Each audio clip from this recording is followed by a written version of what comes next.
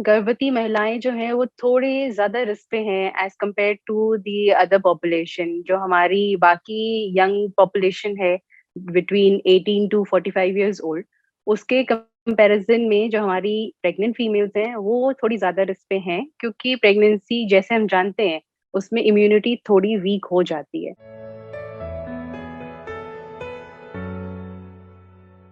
Main symptom जैसे present कर सकती हैं जो हमारी लेडीज़ हैं, प्रेग्नेंट फीमेल, वो फ़ीवर के साथ प्रेज़ेंट कर सकती हैं। बट आजकल जो देखा जा रहा है कि फ़ीवर बहुत सारे लोगों में नहीं देखा जा रहा है। फ़ीवर के बजाय या तो कोल्ड हो रहा है उन्हें, कफ़ हो रहा है या रनिंग नोज़ या वाटरिंग फ्रॉम द आई, ये ज़्यादा प्रेवलेंट है। फ़ीवर कभी-कभी होता है कि बाद में आता है। 1-2 दिन के इन्फेक्शन के बाद आप देख सकते हैं कि फ़ीवर हो सकता है। बाकी सिम्पटम्स और क्या-क्या देखे जा सकते हैं इस इन्फेक्शन में, कहीं पे रैशेज़ हो सकते हैं बॉडी में या फिर लूज़ स्टूल्स, डायरिया रिपीटेड ये हो सकता है और बाकी अगर तो ज़्यादा इन्फेक्शन प्रोग्रेस कर जाता है, तो साँस लेने में डिफ़िकल्टी, ये सारी चीज़ें देखी जा सकती हैं। मेनली हमारा प्रोटोकॉल ये रहता है, जैसे हम अपनी जो भी फीमेल्स आती हैं हमारी ओपीडी में, उन्हें हम यही समझाते हैं कि आप अपना जो हॉस्पिटल का विज़िट है, वो कम से कम रखें। क्योंकि मेन इन्फेक्शन का सोर्स जो है, वो हॉस्पिटल के अंदर तो है ही। बाकी एनवायरनमेंट में है, वो तो है ही। तो हॉस्पिटल का जो विज़िट है, आप अपना कम से कम रखें। अगर तो आपको कोई भी सिम्पटम आ रहा है, खाँसी, ज़ुकाम, बुखार, तो आप मान के चलें कि ये कोरोना ही है। ठीक है? बाकी आप इस टाइम पे और क्या करें कि खुद को आइसोलेट करें। अगर तो घर में कमरे 2-3 हैं, तो आप अपने आप को आइसोलेट करें और उसके साथ-साथ आप टेस्ट ज़रूर करवाएँ। जो कोविड के लिए आरटी-पीसीआर टेस्ट है, वो टेस्ट कराएँ। जब तक रिपोर्ट नहीं आती है, तब तक आप मान के चलें कि ये कोरोना है। साथ के साथ आप आजकल हमारे सारे डॉक्टर्स जो हैं टेली कंसल्टेशन दे रहे हैं, B it government hospital doctors, B it private hospital doctors, सब दे रहे हैं। आप उनसे कंसल्ट करेंगे, आपकी जो प्रेगनेंसी की जो मंथ चल रही है, उसके बेसिस पे डॉक्टर आपको मेडिसिन देंगे और सबसे इम्पोर्टेंट जो है, सबसे कारगर जो ट्रीटमेंट है इस कोविड से लड़ने के लिए, वो अपनी पैरासिटामॉल है। छोटी दवाई है, बहुत ही हम इसको मामूली चीज़ समझते हैं, बट सबसे इम्पोर्टेंट हमारे इस कोविड इन्फेक्शन से लड़ने के लिए पैरासिटामॉल ही है। साथ के साथ और क्या कर सकते हैं कि आप जब तक अपनी रिपोर्ट का वेट कर रहे हैं, तब तक आप स्टीम लें। स्टीम से आपकी जो रनिंग नोज़, सोर थ्रोट की जो आपको तकलीफ है, वो सॉल्व होएगी। साथ के साथ अगर तो फ़ीवर की स्पाइक आ रही है, तो आपको क्या करना है, पैरासिटामॉल जो है 650 मिलीग्राम की डोज़ है, वो आप ले सकते हैं। 2 डोज़ के बीच में 6 घंटे का डिफरेंस बना के रखें। साथ के साथ घर पे टेम्परेचर नापें अपना हर 4 से 6 घंटे पे और एक पल्स ऑक्सीमीटर आती है, जो मशीन है, जिससे ऑक्सीजन सैचुरेशन नापा जाता है, वो आप रखें और जैसे-जैसे आप जिस-जिस टाइम पे टेम्परेचर नाप रहे हैं, साथ के साथ ही अपना ऑक्सीजन लेवल भी नापें। नॉर्मल ऑक्सीजन लेवल जो हम मान के चलते हैं, वो मोर देन 94% होना चाहिए। अगर तो 94% से कम जा रहा है, कभी भी डिप कर रहा है आपका ऑक्सीजन लेवल या आपको कंटीन्यूअस फीवर रन कर रहे हैं आप, पैरासिटामॉल के बाद भी रिलीफ नहीं हो रहा है और आपकी जो बाकी परेशानियाँ हैं, खाँसी, ज़ुकाम ये सेटल नहीं हो रहा है, साँस लेने में कोई तकलीफ हो रही है, इन सब सूरतों में आप हॉस्पिटल जाएँ। बाकी और किसी सूरत में हॉस्पिटल विज़िट करने से कोई फ़ायदा नहीं है। आप टेली कंसल्टेशन लें अपने डॉक्टर से।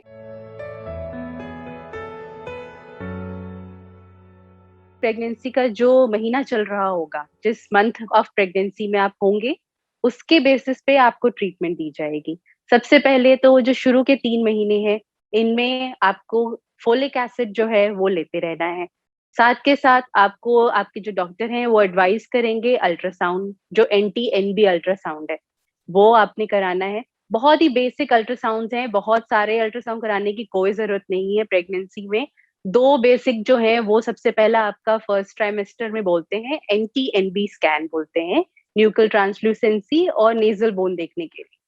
फिर इसके बाद आगे बढ़ेंगे जो आपके अगले 3 महीने हैं, 3 मंथ्स टू 6 मंथ्स। इस ड्यूरेशन में आपके डॉक्टर आपको एडवाइस करेंगे कि आप आयरन, कैल्शियम, बी कॉम्प्लेक्स और ज़िंक, विटामिन सी ये सारी शुरू करें। और साथ के साथ एक लेवल 2 अल्ट्रासाउंड होता है, जो बच्चे में एब्नॉर्मैलिटी देखने के लिए होता है, वो एक कराएँ। ये 2 बेसिक अल्ट्रासाउंड हैं जो सारी जो प्रेग्नेंट फीमेल्स हैं उनको एडवाइस किया जाता है। इसके अलावा आपको एक्स्ट्रा अल्ट्रासाउंड कराने की ज़रूरत नहीं है, क्योंकि आप जितनी बार जाएँगे अल्ट्रासाउंड कराने के लिए आपके इन्फेक्शन के चांसेस बढ़ जाते हैं।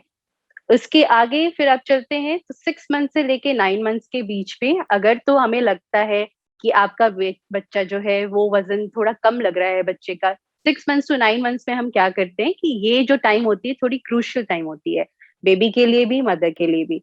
तो इसमें एटलीस्ट ट्वाइस मतलब हर 2 हफ्ते के बाद 1 विज़िट एडवाइस करी जाती है। इसमें अगर आप आएँ और देखा जाए कि बच्चे का वेट थोड़ा कम है, ग्रोथ कम है, तभी अल्ट्रासाउंड एडवाइस करी जाएगी, अदरवाइज़ अल्ट्रासाउंड की कोई रिक्वायरमेंट नहीं है। इस जो टाइम ड्यूरेशन है 6 मंथ से 9 मंथ्स के ड्यूरेशन में, इसमें भी आप iron, calcium, B complex, vitamin C ये कंटिन्यू करें। और साथ के साथ अपने बच्चे के घूमने का ध्यान रखें, बच्चे की मूवमेंट का ध्यान रखें। जैसे आप खाना खा के लेट रही हैं, आधे घंटे लेटें और काउंट करें कि आपका बच्चा कितनी बार घूम रहा है, कितनी बार किक कर रहा है। एक दिन में मतलब आप जिस टाइम जागी हैं, उस दौरान 10 times movement is considered adequate.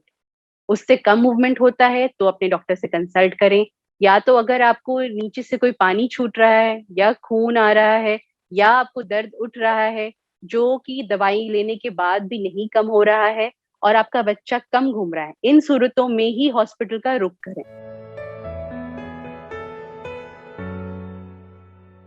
हमारे कंट्री में जो स्टडीज़ करी गई हैं, उससे तो ऐसी कोई सोर्सेज़ नहीं है जिससे पता चला हो कि अगर तो मदर इन्फेक्टेड है और बेबी जो उनकी वूम्ब में है, गर्भ में है, उसको कोविड का इन्फेक्शन हुआ हो। बाकी यूएसए और यूके से भी जो स्टडीज़ आई हैं, उसमें भी ऐसी कोई इन्फेक्शन का नहीं खुलासा हुआ है। सो आपको इस बात की टेंशन लेने की ज़रूरत नहीं है कि बेबी को भी इन्फेक्शन हो जाएगा, ये कोई टेंशन की बात नहीं है। बाकी डिलीवरी के बाद हम क्या रिकमेंड करते हैं कि आप जब बच्चे को ब्रेस्ट फीड कराएँगी पोस्ट डिलीवरी, तो आप पूरी सैनिटाइज़ेशन का ख़्याल रखेंगी। जैसे हाथ जैसे आप धोती हैं, वॉश करती हैं, सैनिटाइज़र यूज़ करती हैं, मास्क यूज़ करती हैं। बेबी को जभी भी फीड कराना है, मास्क पहन के कराएँगी। अगर तो आपको डर है कि बच्चे को इन्फेक्शन हो जाएगा, तो आप ये कर सकती हैं कि आप अपना मिल्क जो है एक्सप्रेस करके किसी और को घर में जो कि इन्फेक्टेड नहीं है, जो बेबी का ध्यान रख रहे हैं, उनको आप दे दें, वो बेबी को फीड करा दिया करें।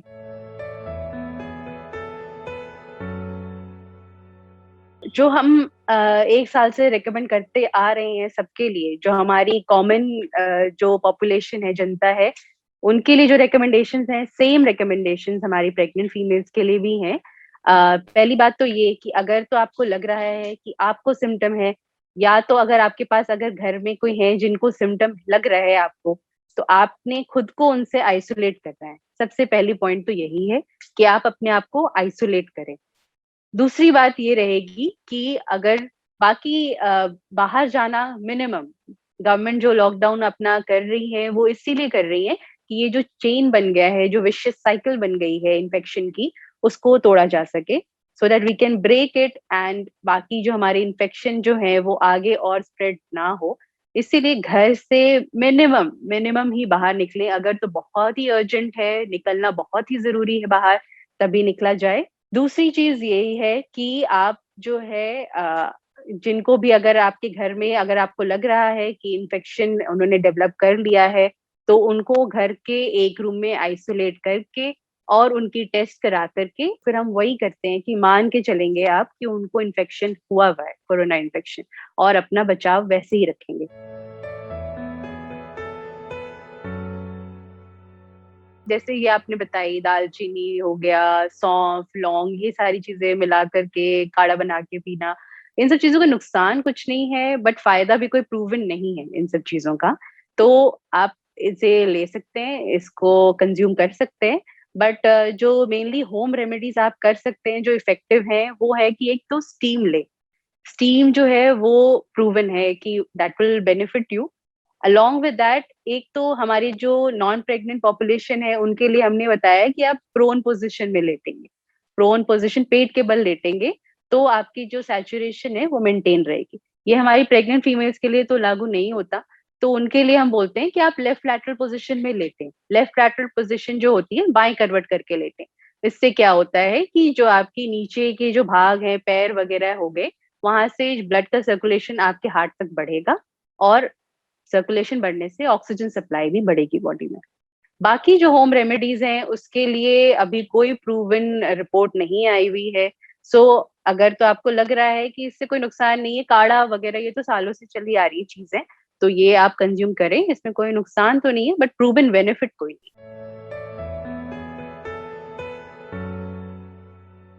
मैं ये बताना चाहूँगी कि जो हमारी फॉक्सी एक फेडरेशन है of obstetrician and gynaecologist Indian federation है, उन्होंने अभी ही एक पेपर जारी किया है। उन्होंने रिकमेंड किया है कि हमारी सारी प्रेग्नेंट फीमेल्स और जो ब्रेस्ट फीडिंग है mothers post delivery they are eligible to get the vaccine. Safe है बिल्कुल वैक्सीन लेना, इसमें कोई अभी साइड इफेक्ट नहीं है। बाकी आप जहाँ वैक्सीन लेने जाएँगे तो उस जगह पे जो भी एडवर्स रिएक्शन के लिए आप जैसे मॉनिटर करते हैं 30 मिनट्स के लिए वैक्सीन के बाद, वैसे आपको मॉनिटर किया जाएगा वहाँ पे। और साथ के साथ मेन प्रिकॉशन तो यही है कि अगर आप वैक्सीनेशन सेंटर पे जा रहे हैं, आप वहाँ से कोई इन्फेक्शन लेके ना आएँ।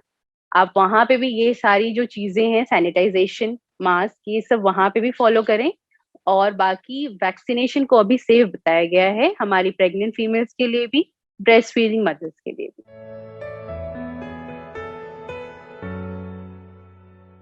जो हमारी लेडीज़ हैं, वो जो प्रेग्नेंट हैं, वो सिर्फ़ अपना ध्यान तो नहीं, अपने साथ जो एक नई लाइफ़ न्यू लाइफ़ जो आ रही है, उसका भी ध्यान रखना है।